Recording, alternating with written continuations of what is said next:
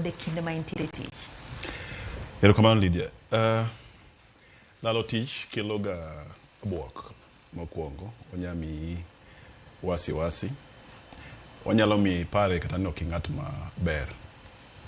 To dagomb wacho ni ber ka poni kata ng'ato tiyo to tich dhi ka gima lal.